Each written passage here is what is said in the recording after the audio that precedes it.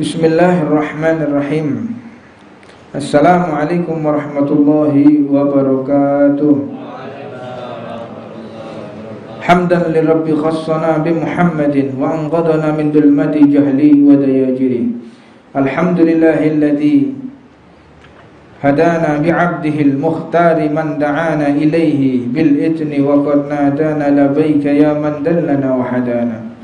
Allahumma salli wa sallim wa nukarrim wa nu'azzim ala sayyidina Muhammadin nurika sari wa madadikal jari wa jama'ni bihi fi kulli atwari wa ala alihi wa sahbihi ya nur.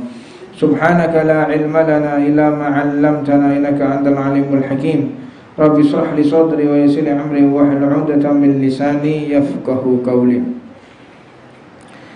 Alhamdulillah, Allah telah memberikan kita kesempatan untuk mawas diri, untuk evaluasi diri dengan melalui majelis ta'lim, yang mana majelis ini salah satu peninggalan baginda Nabi Muhammad SAW.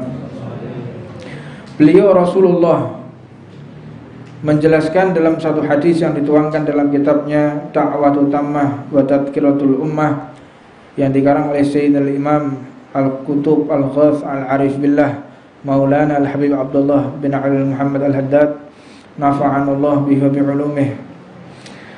La yadkhul jannah ahadun bi'amalihi. Beliau baginda Nabi Muhammad mengatakan tidak ada satupun makhluk, siapapun juga, yang dapat masuk surga dengan amal ibadahnya. Tidak ada satupun manusia manapun, ahli ibadah setinggi apapun, tidak akan mampu dia masuk surga dengan amalnya. Qil wala anta ya Rasulullah. Lalu bagaimana dengan kau ya Rasulullah? Qala wala ana. Aku pun juga, aku termasuk orang yang masuk surga dengan rahmat Allah, yang bukan karena amal ibadahku. Illa an yataghammadanillah birahmatihi. Hanya dengan rahmat Allah manusia itu dapat masuk ke dalam surga. Dan aku pun masuk surga karena Allah telah memperkenankan aku, karena Allah telah luaskan rahmatnya kepadaku. Ini baginda Nabi. Bagaimana dengan kita? Illa an yataghammadanillah birahmatihi. Allah meliputi Nabi Muhammad, maka Nabi baru bisa masuk ke dalam surga.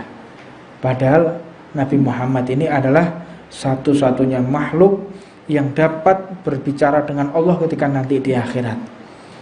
Nanti di akhirat itu semua umat manusia di Yaumul Mahsyar.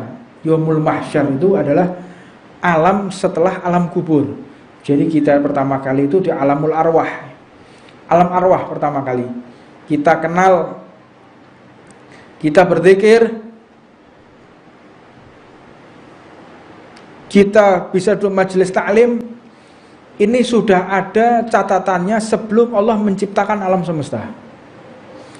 Kita ditakdirkan oleh Allah bisa berzikir, bisa bersolawat, duduk di majelis taklim. Ini sebelum Allah ciptakan alam semesta. Allah sudah ciptakan takdir manusia satu persatu.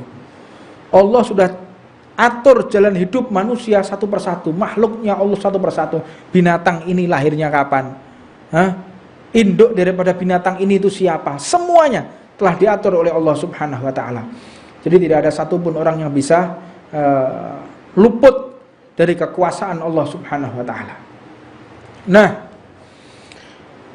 di alam arwah disitulah Allah memiliki alasan yang pertama, memiliki alasan untuk mengazab orang yang tidak beragama Islam atau non-muslim. Non-muslim mereka beralaskan bahwa aku terlahir bukan dari golongan orang yang beriman, ya Allah. Kalau seandainya orang tuaku orang yang beragama Islam, tentu aku akan mengucapkan 2 kalimat syahadat. Namun orang tuaku kafir, tetanggaku kafir, seluruh keluarga besarku kafir. Bagaimana engkau azab karena aku tidak beriman, sedangkan Islam, iman tidak aku ketahui? Maka dijawab oleh Allah Subhanahu wa taala, tentu kau sudah pernah berikrar kepadaku kapan? Di alam arwah.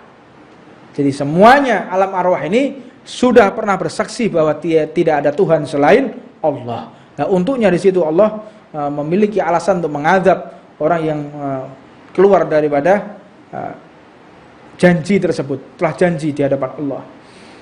Maka di alam arwah itulah manusia digolong-golongkan.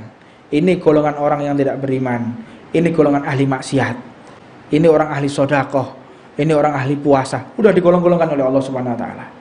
Nah, kita sudah pernah bertemu sebetulnya di alam arwah. Maka salah satu daripada guru saya, beliau itu pernah bercerita kepada salah satu guru kami, bahwa beliau pernah bertanya kepada Habib Umar bin Hafid, Habib, saya ini setiap mau maksiat tidak bisa. Sudah jelas di hadapan saya kemaksiatan, namun Allah menyingkirkan. Bagaimana bisa seperti itu? Dijawab oleh guru kita, aku sudah tahu sebelum engkau lahir di dalam perut ibumu, aku sudah tahu kalau engkau bakal menjadi muridku, aku sudah tahu. Makanya aku hindarkan engkau dari segala kemaksiatan tersebut. Subhanallah. Itu jangkauan daripada orang yang memiliki maqam qutbiyah, memiliki kedudukan khusus di hadapan Allah Subhanahu wa taala. Aku sudah tahu engkau akan jadi muridku dan akan melanjutkan ilmuku, maka dalam perut ibumu sudah aku kawal, engkau sudah tak kawal. Nah, akhirnya engkau bisa berdakwah di jalan Allah Subhanahu wa taala. Beruntunglah kita yang duduk di sini memiliki mata rantai ilmu nasab sampai kepada guru kita Habib Jamal dan sampai kepada Habib Umar bin Hafid. Nah, beruntung kita duduk tempat ini. Nah, ini menyambungkan mata rantai keilmuan. Meskipun mereka yang lagi streaming, mereka yang lagi lihat online, itu termasuk daripada orang-orang yang memiliki mata rantai pemahaman hingga sampai kepada guru kita Habib Umar bin Hafid radhiyallahu taala anhu wa nafa'anallahu bi ulumihi. Nah, tidak ada satupun makhluk yang dapat menandingi ibadah Rasulullah, dan tidak ada satupun makhluk yang bisa mengungguli iman baginda Nabi besar Muhammad sallallahu alaihi wasallam. Maka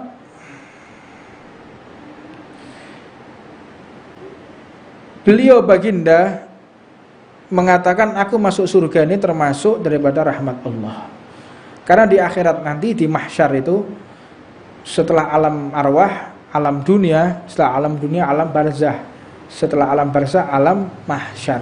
Disitulah Allah menelantarkan hambanya, ditelantarkan oleh Allah hambanya. Biar kalian semasa di dunia, kalian aku hidupi, kalian aku nafkahi, kalian aku perhatikan, kalian aku perhatikan. Karena di sini ceritakan, ya ibadi udkhulul jannah birahmati. Salah satu hambanya Allah diberikan pengarahan oleh Allah, wahai hambaku, masuklah surga dengan rahmatku. Fayaqulu bal bi'amali ya Rabb. Ya Allah, aku masuk surga ingin dengan amalku, bukan dengan rahmatmu. Faya'murullahu bihi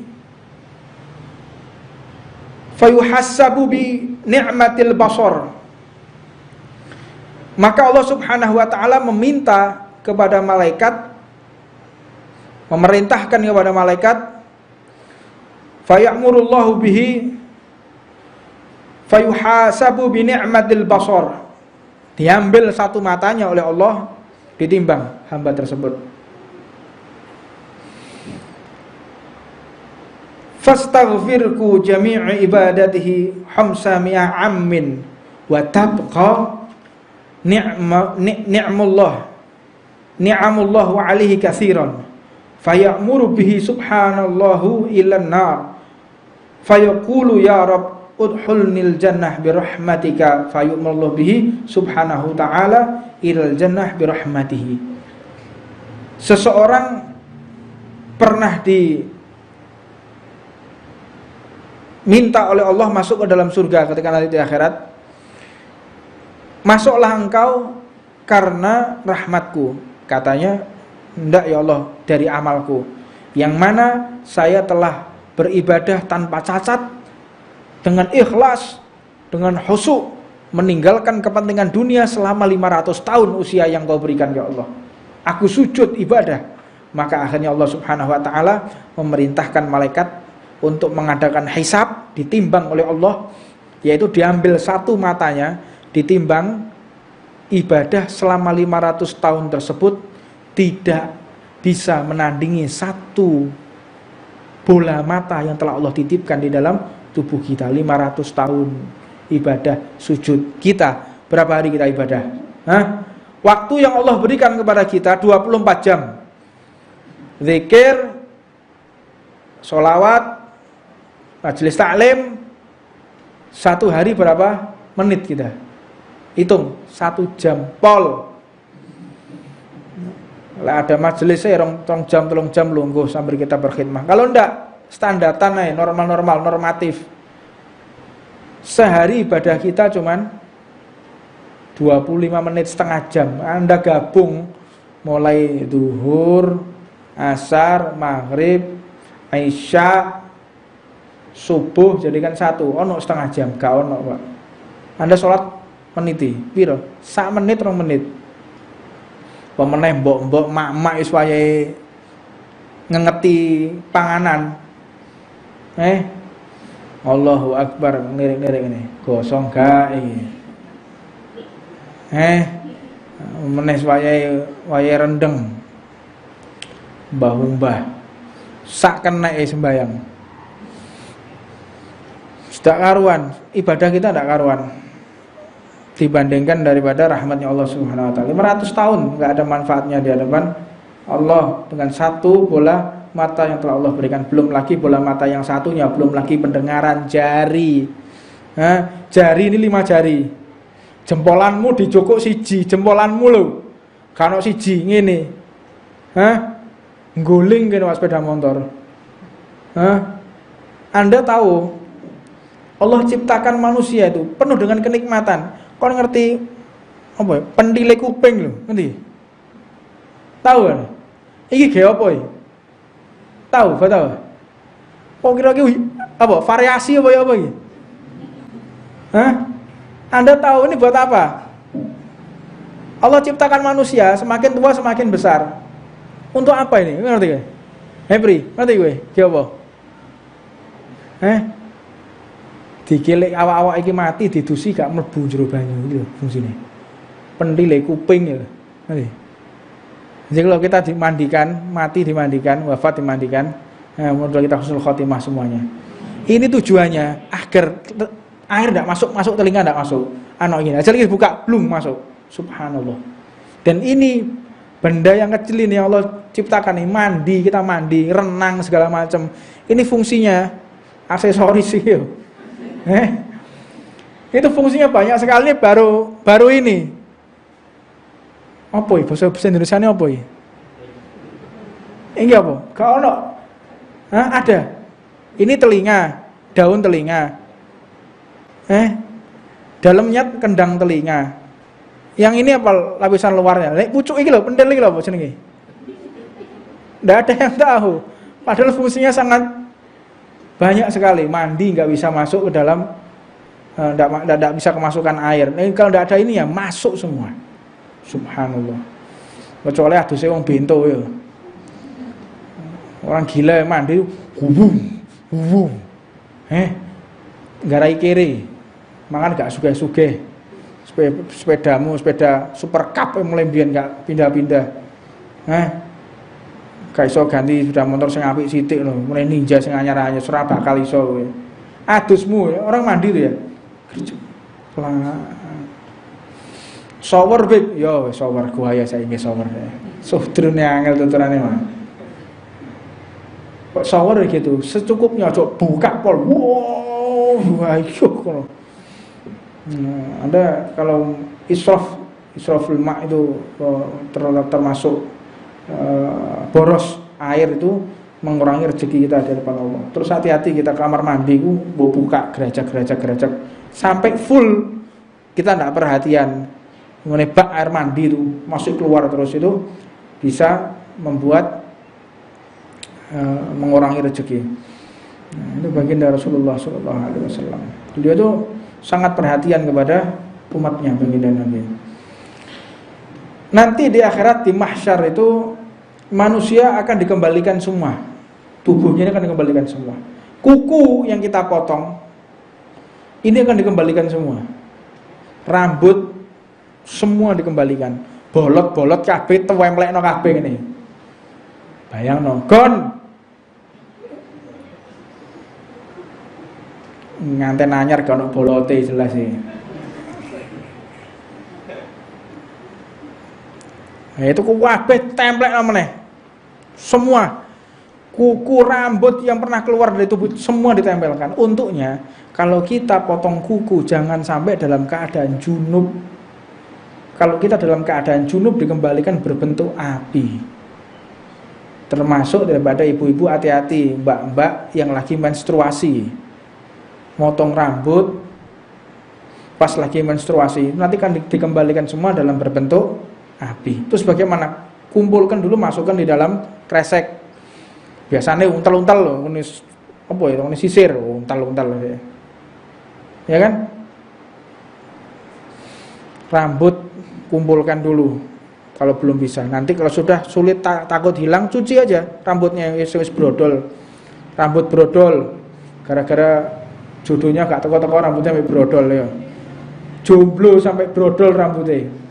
Nah, kumpulkan terus cuci, setelah dicuci baru dibuang atau ditanam dalam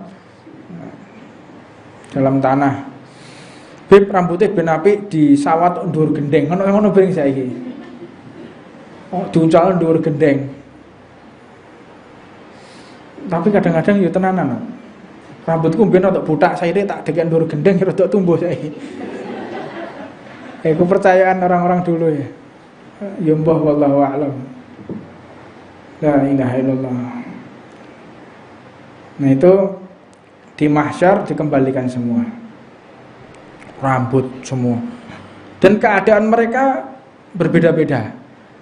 Di mahsyar itu ada orang yang jalan menggunakan dua kelopak matanya. Faliyatubillah min dzalik. Ada yang ngesot. Sedangkan lantainya itu duduk tekel licin gini.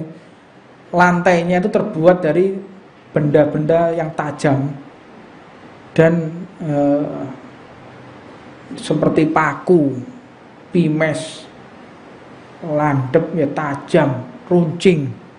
Itu disuruh jalan sampai orang tuh sampai tenggelam dengan darahnya sendiri dan sampai tenggelam dengan keringatnya sendiri. Dan matahari berjarak hanya 1 jengkal di mahsyar itu. Matahari didekatkan oleh Allah 1 jengkal. Panasnya luar biasa sampai akhirnya mereka berinisiatif untuk menuju ke Nabiullah Adam. Berbondong-bondong manusia ini menuju kepada Nabiullah Adam. Kata Nabiullah Adam, Abanal Adam, bahwa saya tidak berani. Hari ini Allah murka kepada hambanya. Saya tidak berani. Engkau wahai Adam, Allah yang telah menciptakan langsung dengan kekuasaannya tanpa dengan hubungan biologis, langsung Allah ciptakan. Nabi Adam mengatakan, saya tidak berani. Coba engkau kepada Nabiullah Nuh. Dengan Nabiullah Nuh di sini memiliki kedekatan khusus dengan Allah Subhanahu wa taala. Berbondong-bondong manusia menuju ke Nabiullah Nuh. Nabiullah Nuh mengatakan yang sama, tidak berani saya. Coba engkau kepada Nabiullah Musa, kalam Allah yang biasa berbicara kepada Allah. Mereka pindah kepada Nabiullah Musa. Nabi Musa juga nggak berani. Coba ke Nabiullah Ibrahim, Khalilullah, kesayangannya Allah, Abul Anbiya, bapaknya para nabi. Anaknya Nabiullah Ibrahim itu semuanya nabi. Ya, Nabiullah Ibrahim memiliki anak Nabi Ismail, seorang nabi. Memiliki anak lagi yang bernama Sayyidina Nabiullah Ya'qub. punya anak lagi namanya Nabiullah Yusuf. Nabiullah Yusuf punya anak lagi. Anaknya Nabiullah Yusuf ini juga nabi. Jadi Nabiullah Yusuf itu punya anak nabi. Namun kenabiannya dicabut oleh Allah. Gak dibatalkan, dicabut nabinya. Kenapa?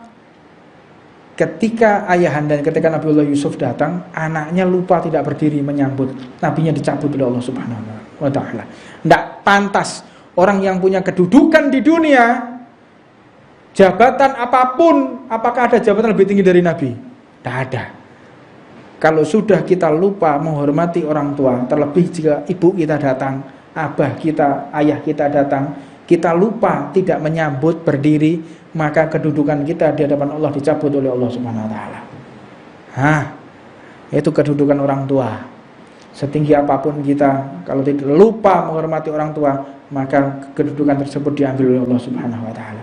Ini nabi anaknya Nabiullah Yusuf ini seorang nabi, dicabut kenabiannya oleh Allah, dibuang makom kenabiannya dan terputus, tidak bisa menurunkan menjadi nabi lagi karena lupa tidak menghormati ayahnya Nabiullah Yusuf ketika datang ke rumahnya. Lali gak ngadeg, lali gak nyambut, gak pantas dia jadi nabi karena dia tidak bisa menghormati ayahnya. Dan mudah-mudahan ayah kita yang masih hidup diberikan panjang umur oleh Allah, yang sudah wafat diberikan ridho kepada kita semuanya. Maka akhirnya ke Nabiullah Ibrahim, beliau pun mengatakan seperti itu. Nabi Musa mengatakan seperti, enggak ada yang bisa. Kata satu-satunya jawaban berada pada Nabi Isa. Nabi Isa pun mengatakan demikian. Nabi Isa ruhnya Allah yang bertemu Imam Mahdi yang membunuh Dajjal. Nabiullah Isa mengatakan aku juga enggak berani. Jadi ketika nanti di akhirat itu akhir zaman, Nabi Isa itu bertemu dengan Imam Mahdi untuk membunuh Dajjal. Dan pada akhirnya Imam Mahdi terbunuh di tangan Dajjal. Imam Mahdi dibunuh Dajjal. Dan Dajjal pun dibunuh Nabi Isa. Tapi sebelum pertempuran itu terjadi, Imam Mahdi dan Nabi Isa itu bertemu, komunikasi, dan akhirnya beliau sholat berjamaah. Ketika sholat berjamaah, Nabi Isa ketika di depan, Nabi Isa menoleh ke belakang gini, saya nggak pantas menjadi imam, kamu yang menjadi imamku. Kenapa? Engkau adalah seorang nabi, seorang rasul. Ya, saya seorang nabi, seorang rasul. Tapi engkau adalah darah daging Nabi Muhammad. Engkau seorang habaib. Aku Nabi Isa hanya pantas menjadi makmumnya, orang yang memiliki darah dagingnya Nabi Muhammad SAW. Nabi Isa nggak berani dia, ya habaib gak wani. Saya berada menjadi makmumnya Imam Mahdi, gak berani dia, karena di dalam tubuhnya Mahdi mengalir darah Rasulullah SAW. Itu manusia yang mengerti kedudukannya. Beruntunglah kita yang punya guru, yang punya intisab mata rantai darah daging Nabi Muhammad SAW. Maka akhirnya Nabi Isa pun mengatakan satu manusia yang dapat menyelamatkan kita, yaitu adalah baginda Nabi besar Muhammad SAW.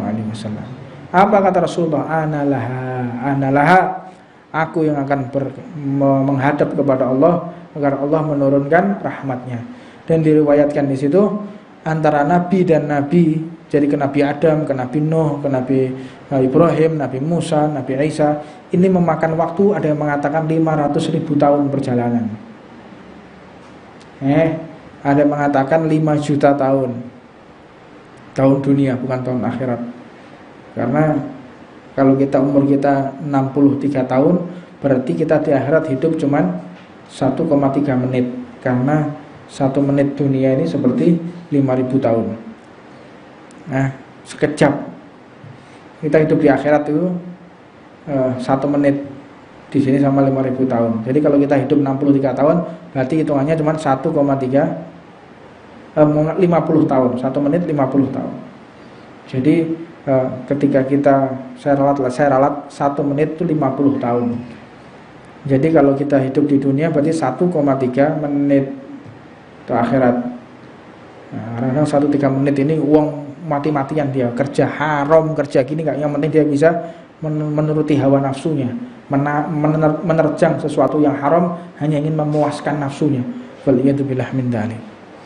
Allahumma salimna wa iyyakum. Mudah-mudahan diberi selamat oleh Allah dunia sampai nanti akhirat. Analah, aku yang akan bertemu dengan Allah dan memberikan syafaat kepada segenap umat manusia, dan disitulah seluruh para nabi, para rasul di bawah kekuasaan dan berlindung di bawah bendera baginda Nabi Muhammad SAW. Mudah-mudahan sedikit ini bisa menambahkan iman kita, Islam kita, ketaatan kita dan kecintaan kita kepada Rasulullah SAW, dan semakin juga kita bisa meneladani Rasulullah dengan harapan kita mendapatkan ridho dari Allah Subhanahu wa taala. Rabbana atina fid dunya hasanah wa fil akhirati hasanah wa qina adzabannar. Wa'lamana habibana marsalibana min wa mana habibana man jama min dawil wa hadratin nabi Muhammadin sallallahu alaihi wasallam. Al-Fatihah. Bismillahirrahmanirrahim.